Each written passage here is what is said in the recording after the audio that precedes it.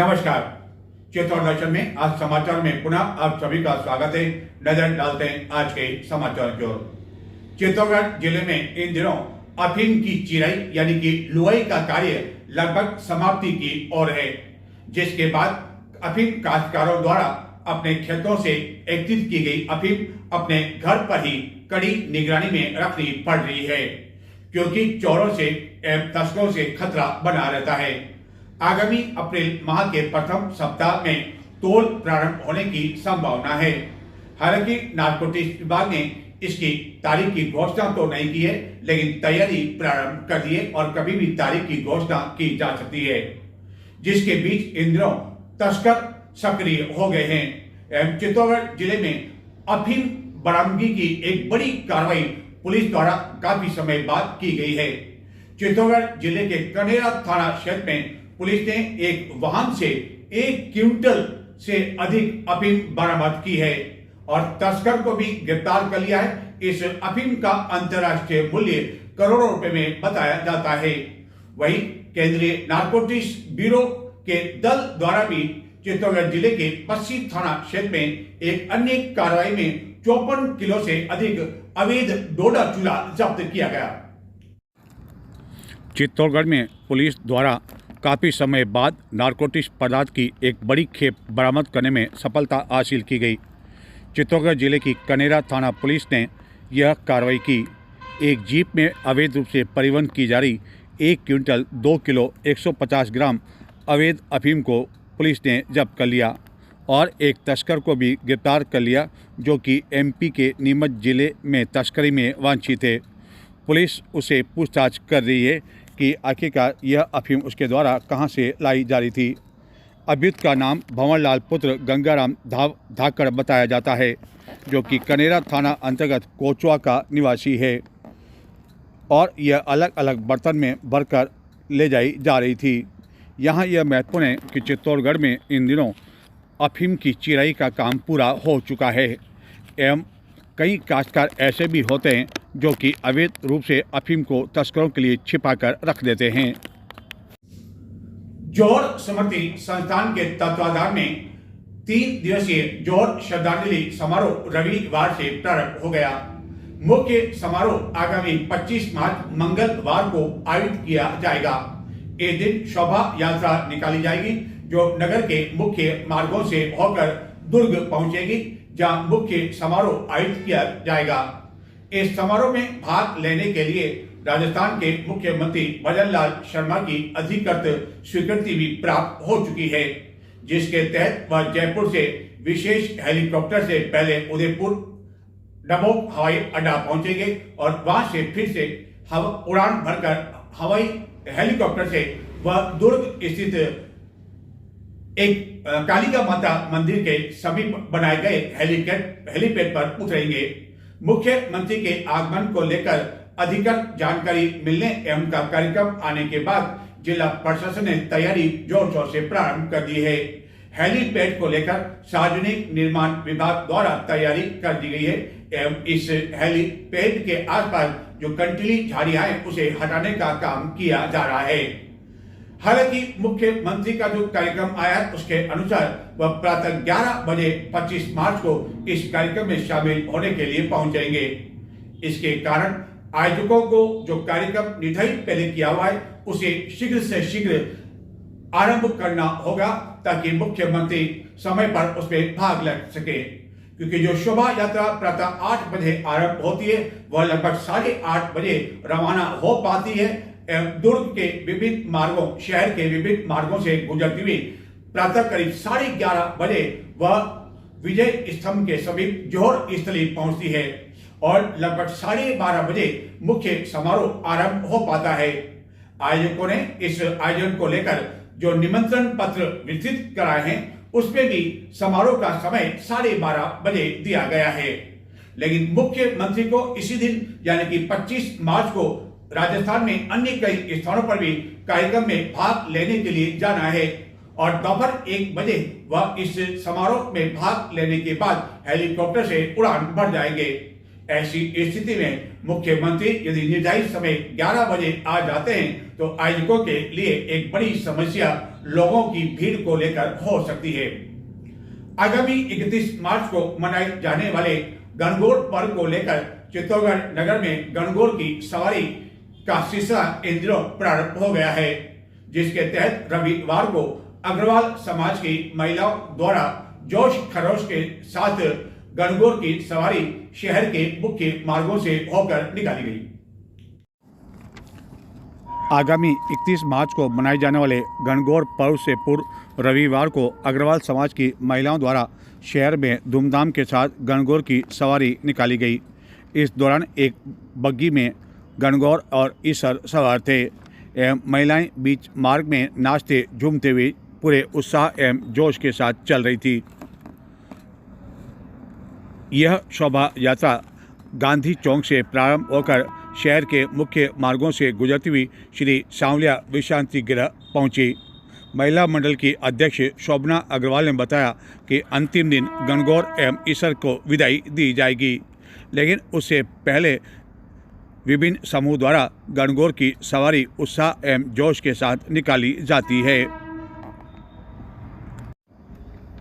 गणगौर की सवारी में शामिल एक अन्य महिला श्रीमती नेहा झुंझुनूवाला ने बताया कि हिंदू धर्म में गणगौर व्रत को बहुत ही महत्वपूर्ण माना जाता है। यह व्रत भगवान शिव और माता पार्वती को समर्पित होता है। इसे तृतीया तीज के नाम से भी जाना जाता है। गणगौर शब्द जिसमें गण यानी भगवान शिव और गौर यानी माता पार्वती के नामों का संयोजन से उत्पन्न हुआ है। गणगौर व्रत मुख्य रूप से विवाहिता महिलाएं अपने पति की लंबी आयु और सुखी वैवाहिक जीवन के लिए करती है। इस व्रत को कुंवारी कन्याएं भी करती है। जो कुंवारी कन्याएं इस व्रत को करती है उसे मन चाहे वर की प्राप्ति होती है। मान्यता यह है कि इस व्रत को करने से महिलाओं को अखंड सौभाग्य की प्राप्ति होती है। भगवान शिव जैसा पति प्राप्त करने के लिए अविवाहित कन्याएं भी यह व्रत करती है। धार्मिक मान्यताओं के अनुसार माता पार्वती भगवान शिव के साथ सुहागन महिलाओं को अखंड सौभाग्य का आशीर्वाद देती है एवं गणगौर के दिन महिलाएं विभिन्न व्यंजन भी बनाती है और विभिन्न मंदिरों में जाकर गणगौर और ईश्वर की पूजा करती है। अग्रवाल समाज द्वारा आयोजित इस गणगौर की सवारी में कई महिलाएं रंग बिरंगे परिधान एवं आभूषणों से लग होकर नाचते झूमते हुए चल रही थी एवं गणगौर के कई गीतों पर यह महिलाएं नाचते हुए चल रही थी। इस दौरान अग्रवाल समाज की बड़ी संख्या में महिलाएं शामिल थी। महिला मंडल की अध्यक्ष ने बताया कि अग्रवाल समाज द्वारा गत कुछ वर्षों से इस तरह की सवारी प्रतिवर्ष गणगौर से पहले निकाली जाती है। इधर गणगौर को लेकर कई बालिकाएं इन दिनों नगर के विभिन्न उद्यानों में दूब ला रही है एवं गणगौर के गीत के साथ यह दूब लेने जाती है। हालांकि अब समय के साथ साथ इस गणगौर पर्व को लेकर भी काफ़ी कुछ बदल चुका है एवं गणगौर पर्व को लेकर प्रतिवर्ष नगर परिषद द्वारा शहर एवं अन्य उद्यानों में जो कार्यक्रम आयोजित किया जाता है जिसमें महिलाएं उत्साहपूर्वक भाग लेती है वह इस वर्ष आयोजित किया जाएगा या नहीं, इस पर अभी तक संशय बना हुआ है। की तरफ से गणगौर सवारी निकल रही है। हम सभी 16 दिन गणगौर पूज रहे हैं और आज हमने गणगौर की सवारी निकाली है। इसका महत्व ये है कि इससे सुहाग बढ़ता है। सुहाग की कामना के लिए सभी महिलाएं करती है और सभी ईसर गणगौर बन के आती है। इसमें हमारी बहुत सारी गणगौर बन के आई है और ईसर गणगौर भी बने हैं। तो गणगौर का त्यौहार तो आने वाले दिनों में, उससे पहले ये सवारी उसके पहले ही निकाली जाती है और गणगौर के दिन भी हम इसको विदा करते हैं, पूजा करके सुहाग की कामना करके और इसको हम विदा करते हैं, इसको नदी पे बदराते हैं। और अन्य क्या आयोजन होंगे इस दौरान? बस ये 7 दिन हमारे सबकी बंदोरे होते हैं। हम इनको बगीचे में ले जाते हैं, बगीचे में इनका वो झाले देते हैं, सब जने से वो गाते हैं, दोहे गाते हैं और बहुत आनंद आता है। 16 से कम 4-5 साल से हम इस तरह से सवारी निकालते हैं। मैं शोभना अग्रवाल महिला मंडल की अध्यक्ष। जोहर स्मृति संस्थान के तत्वाधान में आयोजित 3 दिवसीय जोहर श्रद्धांजलि समारोह के तहत रविवार को परंपरागत खेलकूद प्रतियोगिताएं इंदिरा गांधी स्टेडियम में आयोजित की गई, जबकि रात्रि को चित्तौड़गढ़ के शहरी क्षेत्र में सुभाष चौक में कवि सम्मेलन का आयोजन प्रारंभ हो चुका है। तो देखते हैं, ले चलते हैं आपको हम इस कवि सम्मेलन में कि किस तरह कवि सम्मेलन अपनी रचनाओं से श्रोताओं को ठाके लगाने के लिए मजबूर कर रहे हैं और किस तरह श्रोताओं की उपस्थिति है। आप लें इस कवि सम्मेलन का आनंद और मुझे दें आज्ञा। नमस्कार। डर था, असमंजस था, मजबूरी थी, पर चले गए। मैं मंदिर में टिका रहा, तुम मस्जिद में चले गए। मैं मंदिर में टिका रहा, तुम मस्जिद में चले गए। और साहब, वाह, मैंने तुमको, आज भी हम इस देश के किसी भी मुस्लिम को भाई कहते हैं। इसलिए कहते हैं तुम्हारे बाप दादाओं में हमारे बाप दादाओं का रक्त है, ये रक्त संबंध मानते हैं।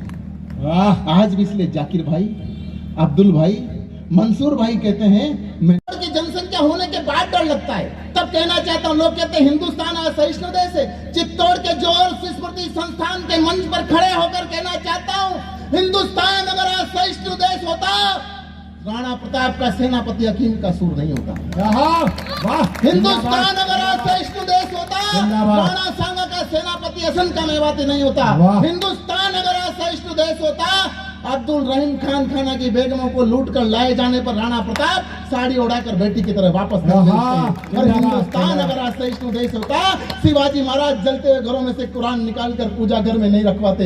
हिंदुस्तान अगर असहिष्णु देश होता, 1857 की क्रांति के बागी सैनिक कब्र में पैर लटका कर बैठे बहादुर शाह जफर को अपना बादशाह घोषित नहीं करते। और हिंदुस्तान अगर असहिष्णु देश होता, तो अकबर का जन्म अमरकोट के राजा वीर साल के घर में नहीं होता। और हिंदुस्तान अगर असहिष्णु देश होता, एपीजे अब्दुल कलाम साहब इस देश के राष्ट्रपति नहीं होते।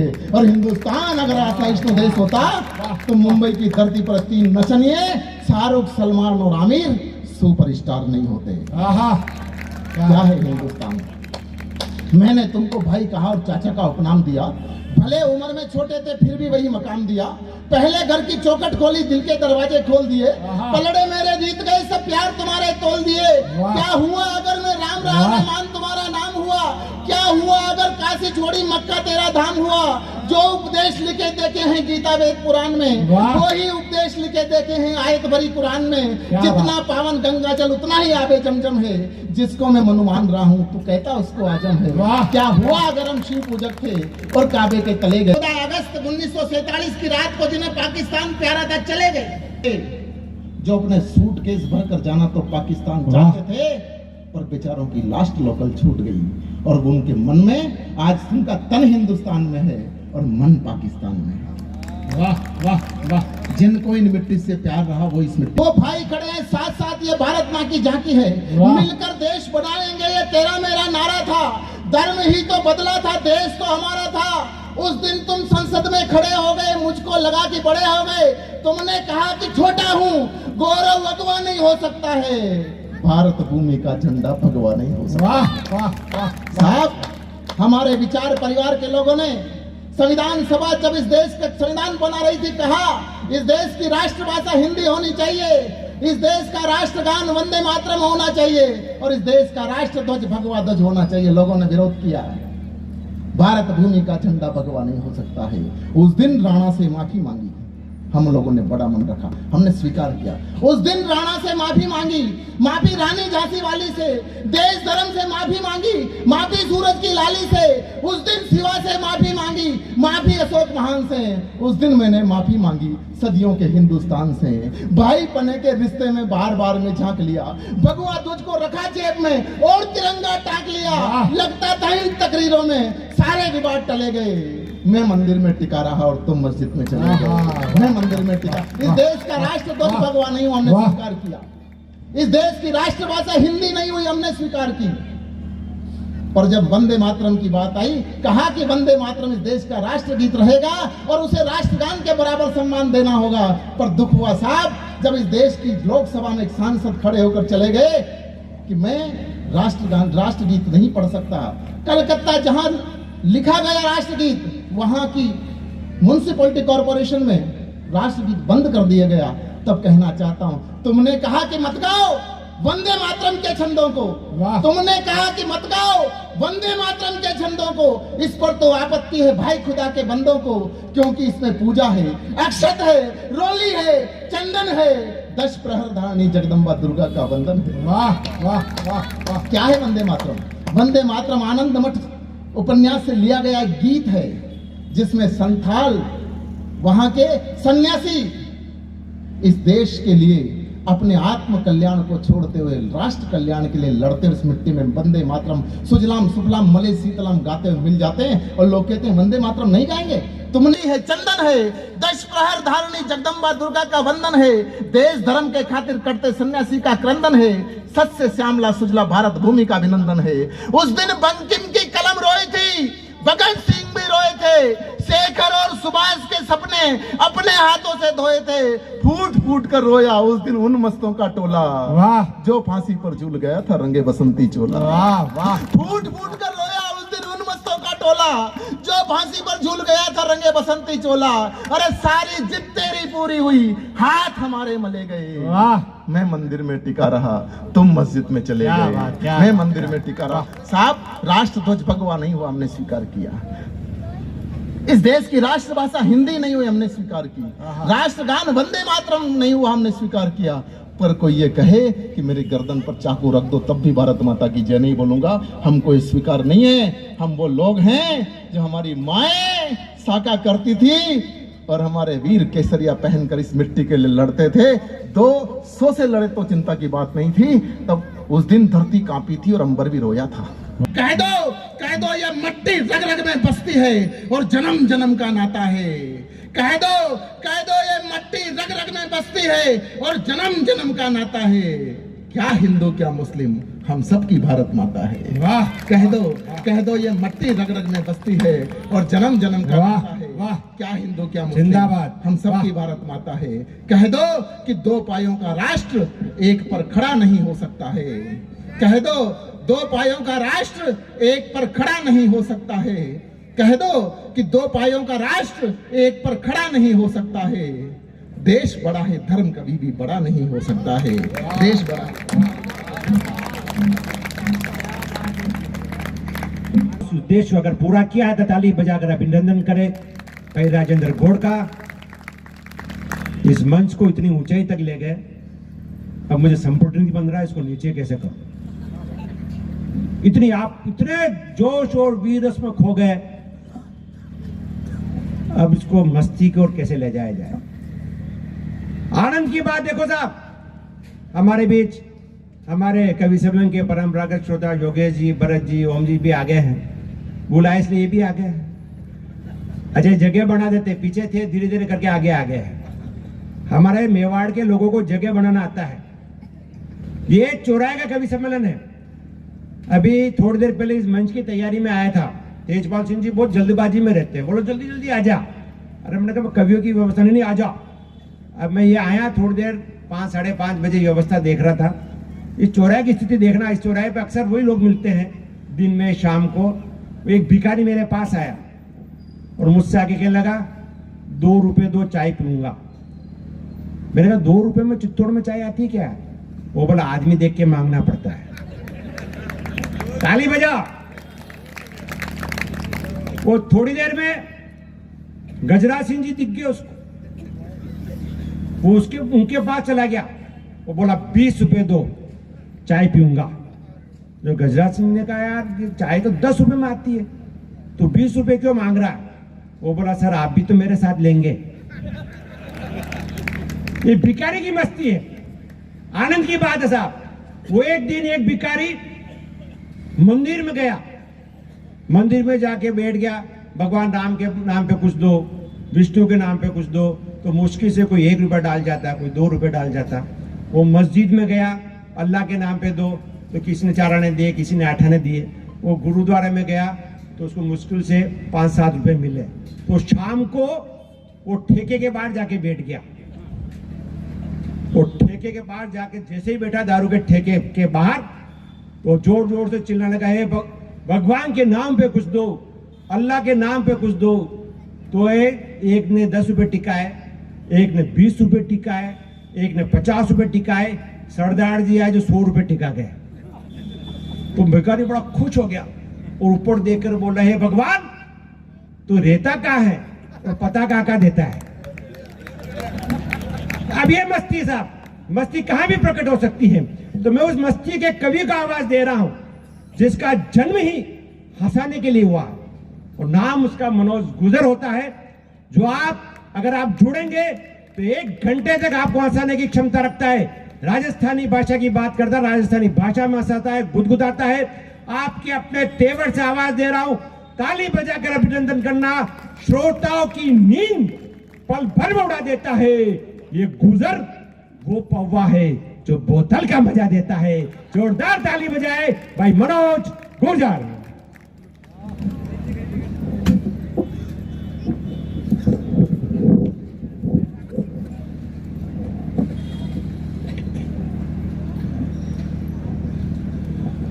परिचय बस इतना कहूं और नहीं कुछ खास, रामदास हनुमान जी हम दासन के दास।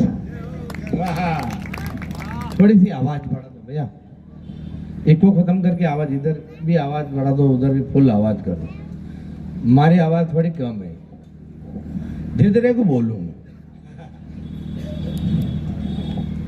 आप सभी को प्रणाम करता हूं, मां शारदे को नमन करता हूं, मंच को प्रणाम करता हूं, इस खूबसूरत नाइट को प्रणाम करता हूं, हेलोजन लाइट को प्रणाम करता हूं, दरी जाजम गद्दों कुर्सियों को प्रणाम करता हूं। इस क्षेत्र में विचरण करने वाले समस्त कोऑर्डिनेटा नॉन कोऑर्डिनेटा समूह के जीव जंतुओं को प्रणाम करता हूं। 33 कोटि देवी देवताओं को प्रणाम करता हूं। नर नारी देव दानव डाकण चुड़ैल भूत पलीत यक्ष गंधर्व किन्नर सभी को प्रणाम करता हूं। क्योंकि ये कवि सम्मेलन हमने जिस निमित्त रखा है, श्रद्धांजलि जौहर समिति की तरफ से श्रद्धांजलि सभा है, उन वीरांगनाओं के लिए रखा है, तो मैं चाहता हूं कि अपने कर्तव्य का पहले निर्वहन करूं। क्योंकि मैं हंसा सकता हूं, मैं काम ही अपना योई से, पर ये मंच जिसके लिए बना है मैं पहले वो करता हूं। क्योंकि हम मेवाड़ के हैं, हल्दी घाटी से हैं, हम आए हल्दी घाटी से, हम आए हल्दी घाटी से, उस वीर प्रसूता माटी से, हम आए हल्दी घाटी से, उस वीर प्रसूता माटी से, दरकार कहां हथियारों की, सर फोड़ दे सूखी बाटी से। बाटी फेंकना मातो फोड़ दा, हथियारों की क्या जरूरत है। कि राणा का रक्त बहे तन में, जौहर की ज्वाल जले मन में, राणा का रक्त बहे तन में, जौहर की ज्वाल जली मन में, मोड़ी थी तोपे मुगलों की तोपे मोड़ी थी, भीलों ने पत्थर लाठी से, हम आए हल्दी घाटी से, उस वीर प्रसूता वाटी से। तो मैं चाहता हूं कि 4 पंक्तियां, पीछे भैया मोबाइल में कुछ कर रहे हैं, I think chatting with somebody, no I have no problem, किसी से भी चैट करो, किसी को भी चैट करो, मेरे को कोई दिक्कत नहीं है। लेकिन एक सलाह देता हूं कि सुनहरी जुल्फों वाली डीपी का माथा सपाट भी हो सकता है। सुनहरी जुल्फों वाली डीपी का माथा सपाट भी हो सकता है, और जिसे तुम माधुरी समझ रहे हो वो मांगीलाल जाट भी हो सकता है। देखो टेक्नोलॉजी, इसमें कुछ भी हो सकता है। बाई दी वे माधुरी भी हो तो भी रूप बदलती है, रूप सिया मंत्र लगा के बांध लेगी ये तुझे कोई जंतर लगा के। डीपी देख कर दीवाने न बनो नादान आशिको, सेल्फियां लेती है लड़कियां फिल्टर लगा के। ये फिल्टर का जमाना है। बहुत ही शानदार मंच बना रखा है आपने, हिंदुस्तान के नक्शे जैसा। ये बीच में मध्य प्रदेश, इधर पूर्वोत्तर राज्य, इधर राजस्थान, ये कश्मीर, ये चांद पर भटके हुए विक्रम लैंडर है, इनका धरती से संपर्क टूट गया है। तो मैं 4 पंक्तियां, बेटों की चाह में होता है दर्द बाप को, रोती है बेटी। होता है दर्द बाप को। वाह बाबा दीर्घ रहे दर्द कवि से बोले मुंह वीर। आप सभी अपना आशीर्वाद दें कि डरता नहीं किसी के बाप से, डरता नहीं किसी के बाप से, न शर्मिंदा हूं अपने आप से। गुंडे हो या दादा, वजीर हो या प्यादा, आदमी कोई कितना भी खतरनाक हो या अमेरिकी ओबामा बराक हो, जवाब देता हूं पहले हमेशा अकड़कर। माफी मांग लेता हूँ सीधे पांव पकड़ कर। नहीं नहीं, तालियां गलत जगह बजाई। यदि आपके रक्त में उबाल आ जाए तो तालियां पूरा सदन उठाना। माफी मांग लेता हूँ सीधा पांव पकड़कर। अपनी हिम्मत, अपने हौसले को कभी तोड़ता नहीं, और जब तक अगला माफ नहीं करे पांव छोड़ता नहीं। आणि पंकज बंद कर दो नहीं यार, डिस्टर्ब नहीं दो। धन्यवाद। कमेंट मुंह लेनो बानो जब जीनी जब जाओ। वो 15 मिनट तक रसोड़ा में उभी रही, कहीं नहीं बोली। 15 मिनट बाद बोले मुंह 15 जानू कहीं रू थाने घर में घी खत्म नहीं क्यों, घी लाओ था, घी लाया गई। अब उसके हाथ में जो मोबाइल था, उसने उस मोबाइल को फ्लाइट मोड में फेंका। मोबाइल उड़तो तो कहो ही तुम्हारा माथा पे लाग गयो। मारा माथा पे यो मोटो घूमड़ो हीकड़ो हो गयो। मैं चुपचाप टुकड़ा खाता, बाने आयो, बाने नवीन भाई साहब मिल गया। ये बोले मनोज, यो थारे माथा पे कई वेरो? मैं कि यो मारा माथा पे हीकड़ो वेरो। ये बोले भाया थोड़ो घी चोपड़ी लेतो नहीं। मैं क्यों रे घी वेतो तो यो हीकड़ो वेतो ही नहीं। वाह वाह, ताली बजाओ मनोज के लिए, भगवान जोरदार। उसके बाद से आपा वीरता दिखानी बंद कर दी।